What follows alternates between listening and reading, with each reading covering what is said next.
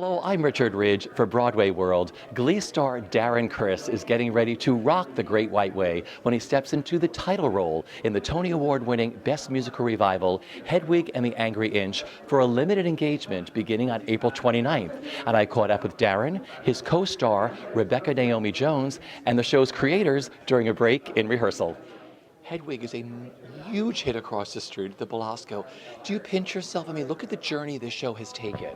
I pinch myself every day because I never, ever thought I would live to see the day that Hedwig and the Angry Inch would play on Broadway, number one. Number two, I never imagined that that we would go so far past Neil, that the show itself would have such an unbelievable life. And I also never thought that it'd be over a year and we're still going strong, and we have a major star coming in to play Hedwig in Darren Criss, and one of my most beloved collaborators ever, Rebecca Naomi Jones, is our new Yitzhak. I mean, that is pinch me time. As we say, as the Jews say, Dayenu. It would have been enough, right, just to do the show. But man, it's been a real ride. Stephen said something really great. Everybody who goes in this show remakes it their own, which I think is fascinating. But it's the truth, and it's the nature of, I think it's actually the nature of all great works of art, that they are so sturdy in and of themselves that they are open to different interpretations. I think that's why every actor wants to play Hamlet, because they are going to bring something fresh and different and special to the role, and it's going to transform that play. And I think it's the same kind of thing with Hedwig, because it's so interactive with the audience. It's so loose in a certain kind of way, and it calls on such a huge range of skills that you have to have as an actor. Yeah. You've got to be able to sing the shit out of these songs. You have to act not just the character of Hedwig, but all of the other characters and ages and time periods. You have to be able to turn on a dime from something very painful and emotional to something sharp and funny. It calls on every aspect. So the people who are attracted to play the role and who feel that they've got the goods to do it are going to be stars. Yeah. It's just the nature of the beast. And they're going to have their own way in. And it's been fascinating to me to learn so much about this character through each different performer. How incredible is this whole journey you've been on with this show for Broadway? It's been unbelievable. And I was sweating, and a little bit of flop sweat at the beginning. Neil left big shoes to fill, and there was this choreography, and it's like I blame him for hurting me. I saw him the other night, and I was like, you sabotaged me indirectly. But with climbing out of the car, which is where my knee went out, Dr. Philip Bauman, the doctor to the stars, was rushed to the theater and is taking care of me, and we love him. It kind of freed up something that was more from the downtown feeling, which was more like a real rock show, because I couldn't really move, so I was on the chair. I'm on the chair for most of the time with my foot up on a crate, and it kind of activated the relationship with Yitzhak. There's more interaction and more abuse and more love, which kind of activates the act of freeing at the end, of forgiveness, giving the wig to Yitzhak and setting her free. Let's talk about Darren Criss. Darren Criss, I first saw in How to Succeed in his legendary 3-week run when he made $4 million. I saw, his breakout song in Glee, Teenage Dream, and I was like, of course, that exploded for him. And I met him at a dinner thrown by somebody, and he was so sweet, and he was so excited to meet me because he's the first generation of Hedwig fans to play the role. And it's not, after the show's over, he was so hankering to get to the stage. He's got, I saw a born star instead. I couldn't believe he'd never been on Broadway. So we'd always had him in mind, but his Glee schedule precluded other runs for Hedwig. And when he finally became free, I was thrilled. And he's got this true rock and roll heart that you know, the other Hedwigs certainly found it, but that's not where they came from. You know, they came from traditional theater. You know, we just keep getting A-list people, which is really impressive. Not just that A-list people would want to do it, but that people don't think about this as like I'm replacing. No one's replacing anybody. They're coming in and remaking the character and the show around themselves and doing and showing. You know, it's an opportunity for someone who is a multi-talented quadruple threat to show their stuff. You know, and you know, Darren's been on my list long enough that last summer, when I texted him, we were getting into little text, you know, conversations and about like coming into the show.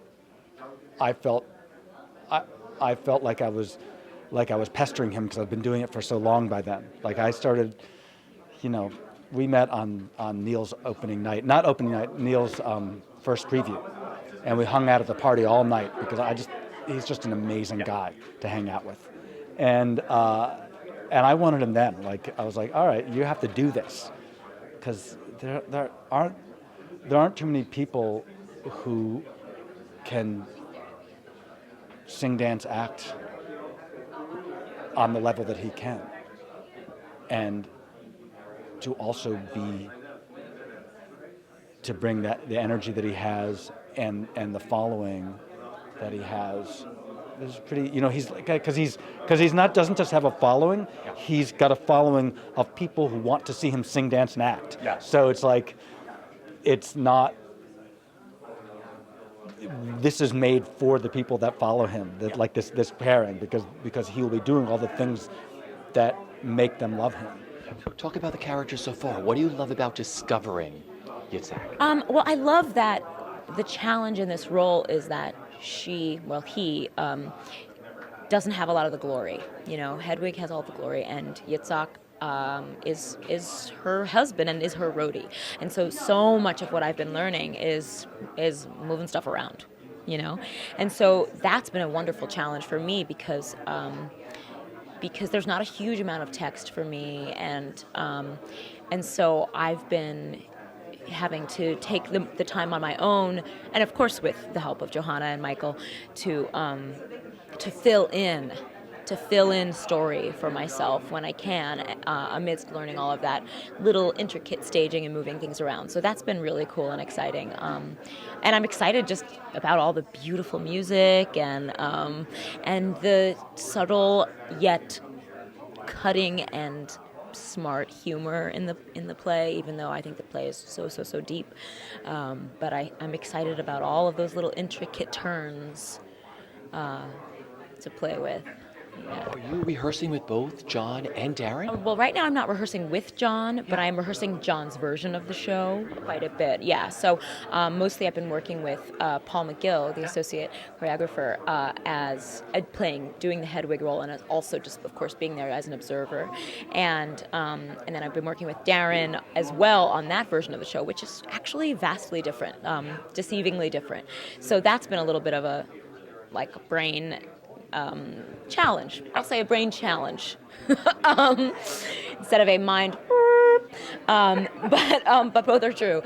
So that's been a real doozy. But it's cool too. You know, it's interesting because I had 1 week on my own before Darren came in, and I learned most of the staging for the John version of the show. And now, working on the Darren show, while it is somewhat of a tricky thing for my brain, it's actually great because that version of the show, I have a lot more breath and space between things that I do, and so I'm able to sit in the rehearsals with Darren and sort of marinate on why I do certain things in the other version of the show, and so I think both shows are informing the other. First of all, now I can finally say welcome back to Broadway for a run. How does it feel? God, that feels good to hear that. Just the fact that I'm in this room, I'm talking to you, I'm talking to all these Broadway folks, it's real, you know? I am running out of ways to say how excited I am.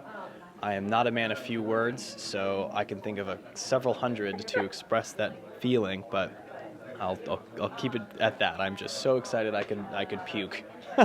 You're obsessed with this show, as I was growing up. I mean, where did it all begin, and what does it mean to you to be doing this? Well, so I would have seen the film because I wasn't living in New York, and I think I was maybe around, I was a teenager when it was at the Jane Street, and I wasn't living here, so I don't think I would have never been, I couldn't have dragged my parents to that show, although that would have been interesting. I get to drag them to this one. Totally. So I saw it when I was 16, 17 years old. My brother and I were really into David Bowie and a lot of glam rock and Velvet Underground, and we got a hold of the soundtrack, and then we saw the film, and just the whole thing is such a ballsy, weird amalgamation of so many different things that I love. I obviously love theater, I love musical theater, but I loved that history of that part of our rock and roll history, and seeing the two together on the face and heart and soul of this crazy woman thing with attitude and pizzazz. The whole thing was just so audaciously delicious to me. I just love her. I've always loved the character Hedwig, and I truly do believe that Hedwig can be added to the list of the great American theater roles. So it's a privilege to be donning that wig, so to speak, and to be, a part of that narrative. It's just such an honor. What's it been like working on her so far? What have rehearsals been like? Rehearsals have been great. There's a lot of people go, there's a lot, you have a lot to learn. I go, yes, okay, but are you going to be okay? And they'll say, yeah, it's going to be fun. So anything that people they don't try to phase me, but things that people say that should phase somebody, I actually just soak it in, and it just makes me more excited, because I love just taking on huge challenges. It's my favorite thing. Having worked on television for just shy of 5 years, it's just so refreshing to jump into something new and different. I had such a wonderful time on that show, but I just really wanted to dive into a different pool, and this is about as different and as fun and as crazy and as left of a turn as I could have made, which it just happens to be a pool that I've been trying to jump into for several years, so it all worked out. But I'm having such a great time.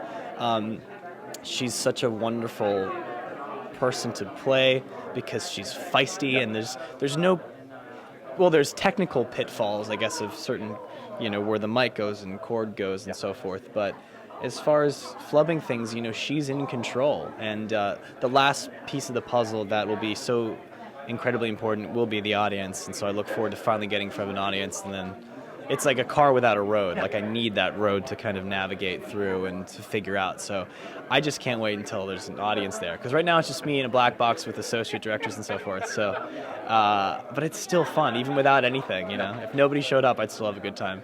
Have you put the outfit on yet? Have you donned, like, the Hedwig look yet? Not quite yet, if you can tell. I'm sort of... I was going to say. Still in rehearsal mode. As funny as it is to joke that I would have the beard for it, I just don't think it'll look as pretty.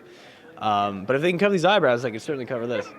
I haven't yet, but I've been in the heels every day. Yeah. And it's, I don't want to say it's easy, but it's not as bad as one would think. But for the purposes of making this look impressive, it's so hard. It's really hard. I'm really busting my ass. It's fine. Singing this score.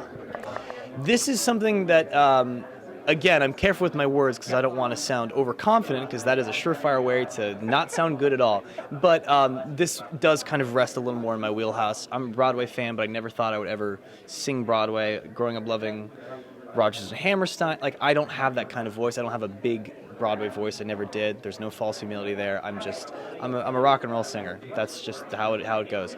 And so having the mic and having the kind of control over that I do when I play shows and when I get to be in that mode, that is something that I'm more used to.